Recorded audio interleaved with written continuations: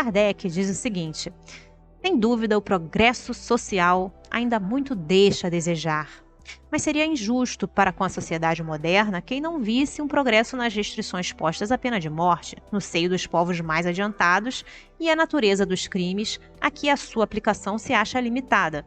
Se compararmos as garantias de que, entre esses mesmos povos, a justiça procura cercar o acusado, a humanidade de que usa para com ele, mesmo quando o reconhece culpado, com o que se praticava em tempos que ainda não vão muito longe, não poderemos negar o avanço do gênero humano na senda do progresso.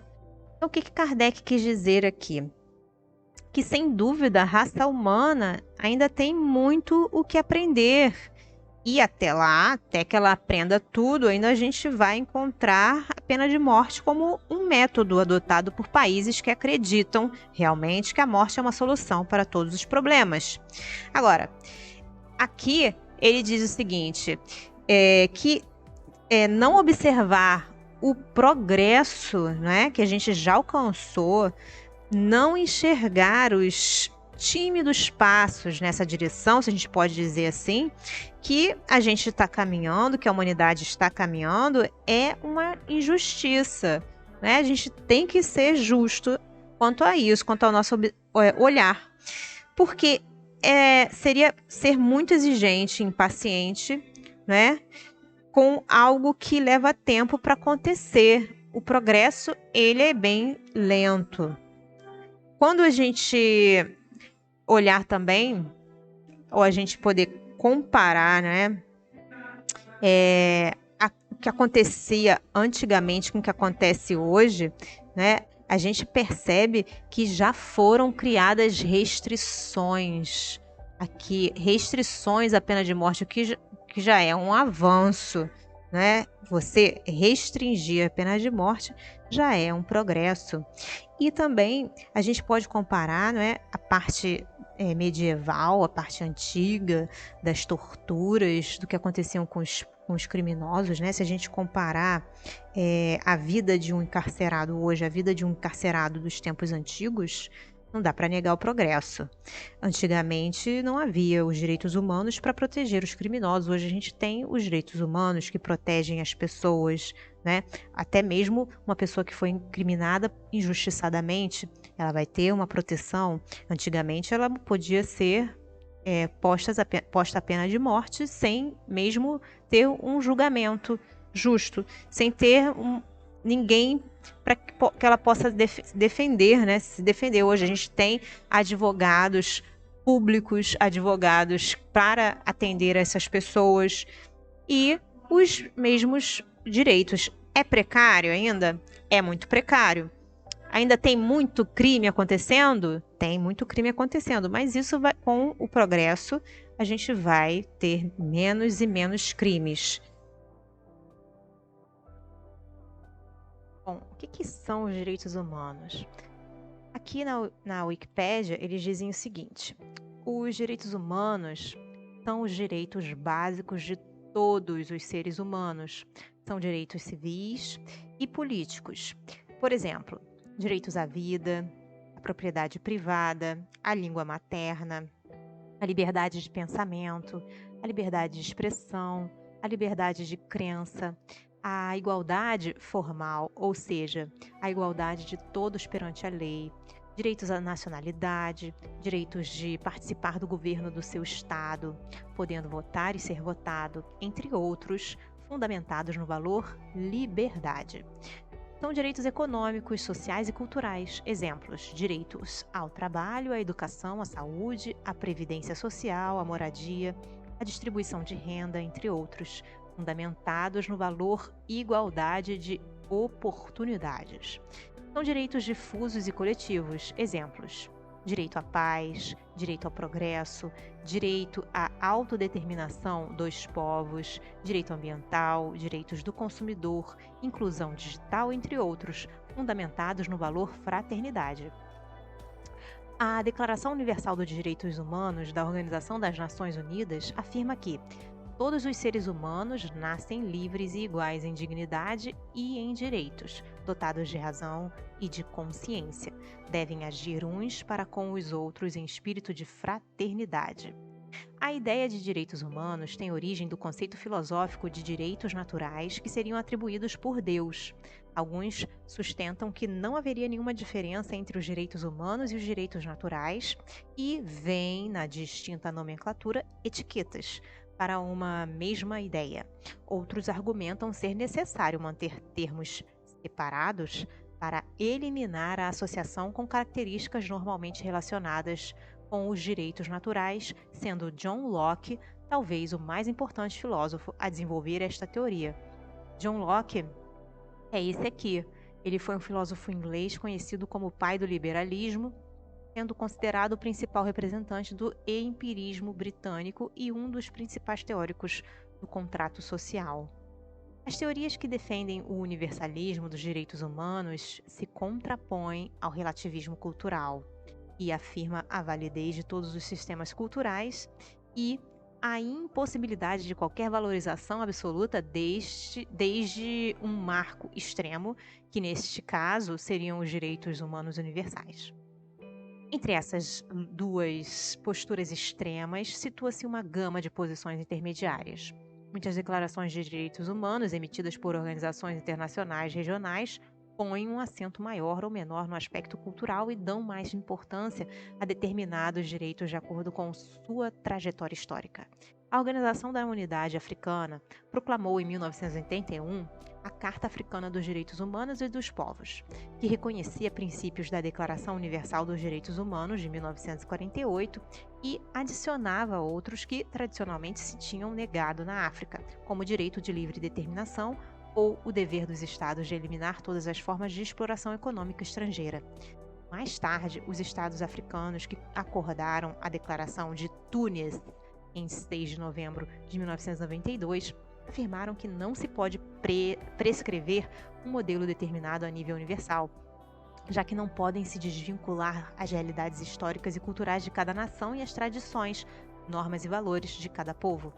Uma linha similar se pronunciam a Declaração de Bangkok, emitida por países asiáticos em 23 de abril de 1993, e de Cairo, firmada pela Organização da Conferência Islâmica, em 5 de agosto de 1990.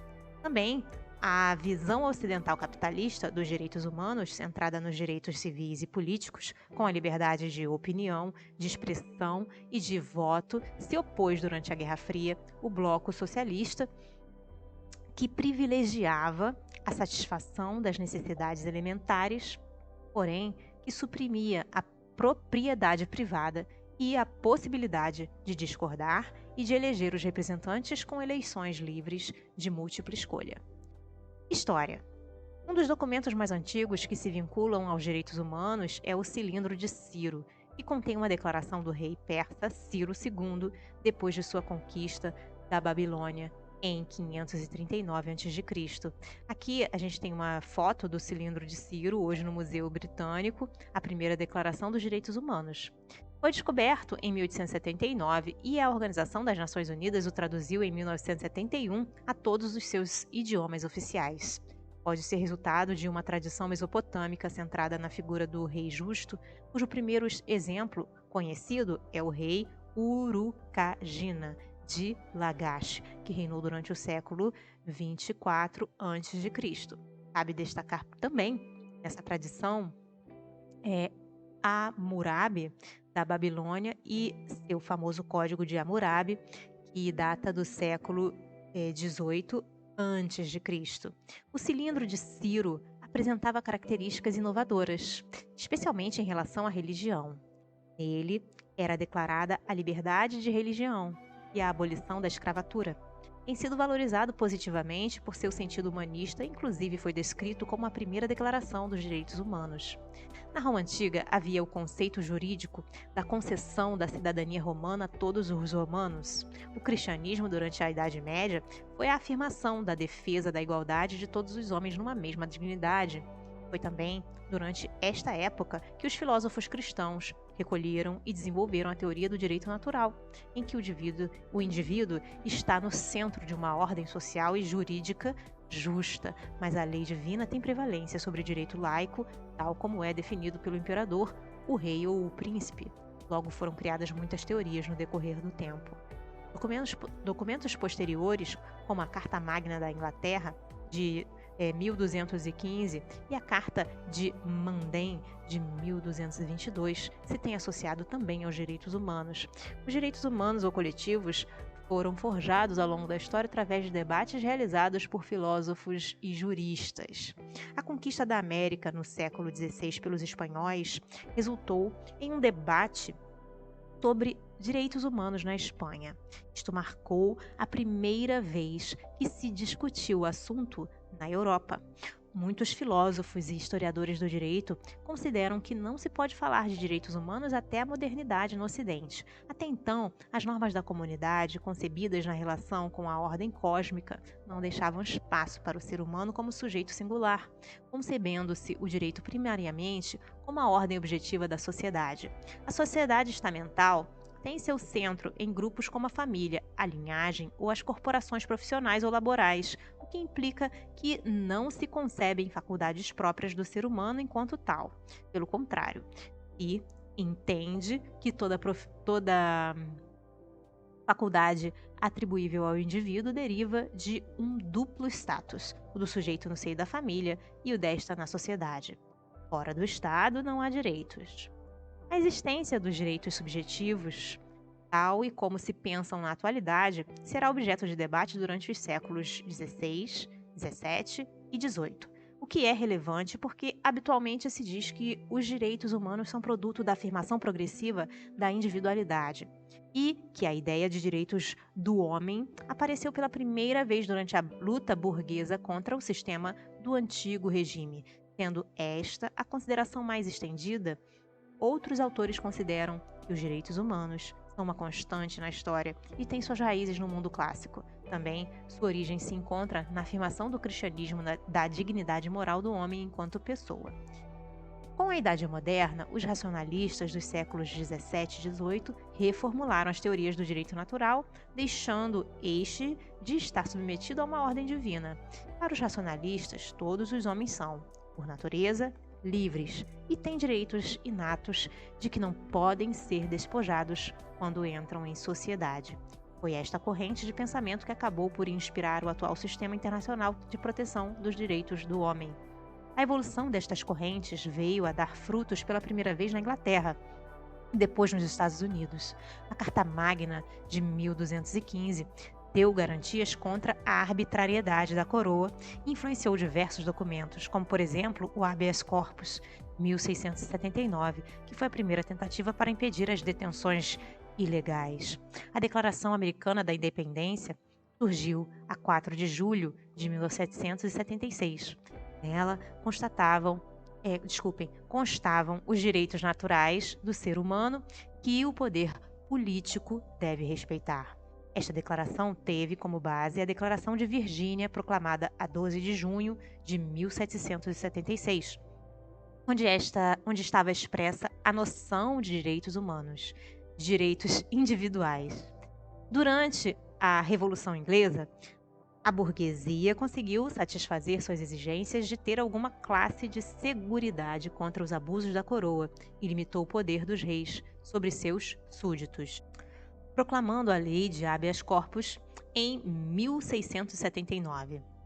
Em 1689, o parlamento impôs a Guilherme III de Inglaterra a Carta de Direitos, ou Declaração de Direitos, uma série de princípios sobre os quais os monarcas não podiam legislar ou decidir. O século XVII e XVIII, nesse século, filósofos europeus, destacando-se John Locke, desenvolveram o conceito do direito natural. Os direitos naturais, para Locke, não dependiam da cidadania nem das leis de um Estado, nem estavam necessariamente limitadas a um grupo étnico, cultural ou religioso em particular. A teoria do contrato social, de acordo com seus três principais formuladores, o já citado Locke, Thomas Hobbes e Jean-Jacques Rousseau, se baseia em que os direitos do indivíduo são naturais e que, no estado de natureza, todos os homens são titulares de todos os direitos. A primeira Declaração dos Direitos Humanos da época moderna é a Declaração de Direitos de Virgínia, de 12 de junho de 1776, escrita por George Mason e proclamada pela Convenção da Virgínia. Esta medida influenciou Thomas Jefferson na Declaração dos Direitos Humanos que existe na Declaração da Independência dos Estados Unidos da América, de 4 de julho de 1776, assim como também influenciou a Assembleia Nacional Francesa em sua declaração, a Declaração dos Direitos do Homem e do Cidadão, de 1789. Esta definia o direito individual. A Declaração dos Direitos do Homem e do Cidadão, proclamada na França em 1789, e as reivindicações ao longo dos séculos XIV e XV em prol das liberdades, alargaram o campo dos direitos humanos e definiram os direitos econômicos e sociais. Aqui a gente tem uma foto da Declaração dos Direitos do Homem e do Cidadão, de 1789. A noção de direitos humanos não experimentou grandes mudanças até o século seguinte. Com o início das lutas operárias, surgiram novos direitos que pretendiam dar solução a determinados problemas sociais através da intervenção do Estado. Neste processo são importantes a Revolução Russa e a Revolução Mexicana. Desde o nascimento da Organização das Nações Unidas em 1945, o conceito de direitos humanos se tem universalizado, alcançando uma grande importância na cultura jurídica internacional. Em 10 de dezembro de 1948, a Declaração Universal dos Direitos Humanos foi adotada e proclamada pela Assembleia Geral das Nações Unidas em sua Resolução 217-A, terceiro, como resposta aos horrores da Segunda Guerra Mundial e como intento de assentar as bases da nova ordem internacional que surgiria depois do armistício. Mas o momento mais importante na história dos direitos do homem é durante 1945 a 1948. Em 1945, os estados tomam consciência das tragédias e atrocidades vividas durante a Segunda Guerra Mundial e os levando a criar a Organização das Nações Unidas, ONU, em prol de estabelecer e manter a paz no mundo.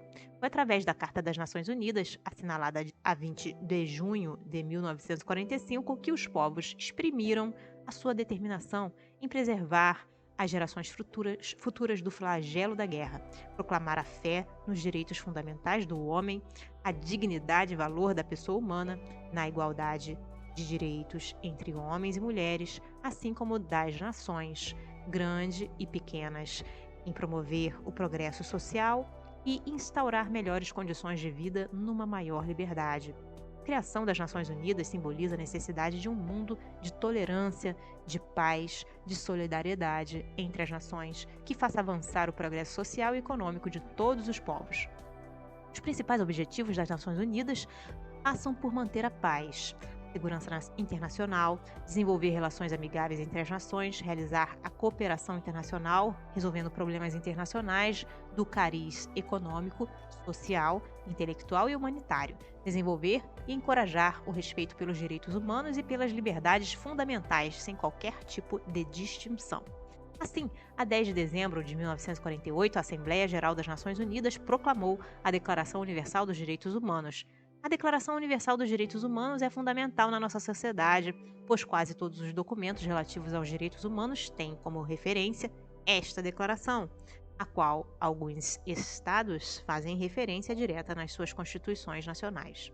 A Declaração Universal dos Direitos Humanos ganhou uma importância extraordinária, contudo não obriga juridicamente que todos os estados a respeitem e, devido a isso, a partir do momento em que foi promulgada, foi necessário a preparação de inúmeros documentos que especificassem os direitos presentes na declaração e, assim, forçassem os estados a cumpri-la.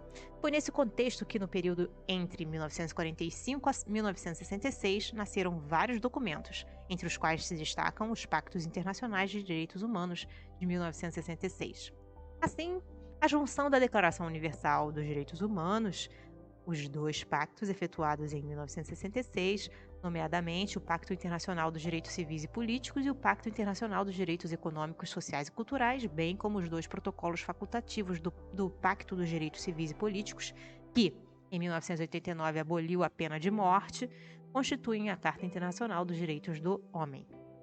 Em 2016, no entanto, o secretário-geral da Anistia Internacional, Khalil Shetty, no relatório anual da organização, questionou a eficiência do atual sistema de proteção dos direitos humanos no mundo, segundo ele, incapaz de resolver problemas como a crise migratória na Europa, a perseguição aos defensores dos direitos humanos, as violências sexual e de gênero, a impunidade, o aliciamento de crianças por organizações criminosas, a tortura, a violência policial, a manutenção da pena de morte em alguns países e as remoções forçadas de populações. Classificação. Em 1979, em uma conferência do Instituto Internacional de Direitos Humanos, Karel Vazak propôs uma classificação dos direitos humanos em gerações, inspirado no lema da Revolução Francesa: liberdade, igualdade e fraternidade. Assim, os direitos humanos de primeira geração seriam os direitos de liberdade, compreendendo os direitos civis, políticos e as liberdades clássicas. Os direitos humanos de segunda geração, ou direitos de igualdade, constituiriam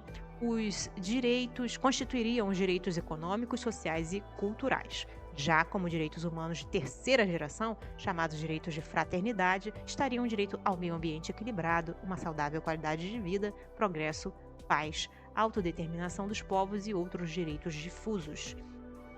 Posteriormente, com os avanços da tecnologia e com a Declaração dos Direitos do Homem e do Genoma Humano, feita pela Organização das Nações Unidas para a Educação, a Ciência e a Cultura, Unesco, a doutrina estabeleceu a quarta geração de direitos como sendo os direitos tecnológicos, tais como direitos de informação e biodireito. O jurista brasileiro Paulo Bonavides defende que o direito à paz, que segundo Karel Vazak seria um direito de terceira geração, merece uma maior visibilidade, motivo pelo qual constituiria a quinta geração de direitos humanos. O Dia dos Direitos Humanos. No dia 10 de dezembro de 1948, a Assembleia Geral da ONU adotou e proclamou a Declaração Universal dos Direitos Humanos. Em 1950, o dia 10 de dezembro foi estabelecido pela ONU como Dia Internacional dos Direitos Humanos. A Assembleia da República de Portugal, em reconhecimento à importância da Declaração Universal dos Direitos Humanos, aprovou em 1998 uma resolução na qual institui o dia 10 de dezembro como Dia Internacional dos Direitos Humanos.